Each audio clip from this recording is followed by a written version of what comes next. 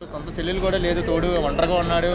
పార్టీలో పొత్తులు ఉన్నాయి, ఎలా ఉంటదంటారు? ఆయన ప్రజలు ఉన్నారండి, సొంత చెల్లెలు అలా కోట్ల గురించి చెల్లెళ్ళు ఉన్నారు. ఆ ఒక్క చెల్లి లేకపోతే తప్ప ఆవిడ స్వార్థం గురించి వేరే పార్టీకి వెళ్ళిపోయింది తప్ప కానీ ఆవిడకి వీడి గురించి అది కాదు, జనాల గురించి అది కాదు, రాష్ట్రం గురించి అది కాదు. ఆయన పదం కోసం వెళ్ళిపోయింది ఆవిడ. ఆయనకి ఆ ఒక్క చెల్లి లేకపోతే ఏంటండి ఈ రోజు కోట్లాది మంది ఉన్నారు జగన్మోహన్ రెడ్డికి. రాష్ట్రం మొత్తం ఆయనకి వైఎస్ఆర్ కుటుంబం ఉందండి.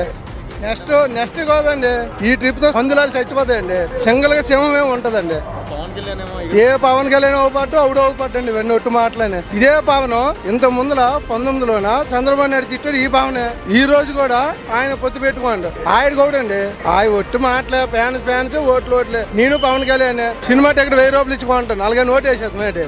ఏదైనా సరే ఈ రోజు ప్రజల్లో జగన్మోహన్ రెడ్డి ఉన్నాడండి. ఆడల్లో గాని, మహిళల్లో గాని, ముసలోళ్ళు గాని ఈ రోజు పెద్ద కొడుకు సొంత కొడుకులు చూడమని సరే ఫస్ట్ వచ్చేసరి జగన్మోహన్ రెడ్డి ఉన్నాడు. మాకేటని పేద రోద ముసలమ్మలు అంటారండి.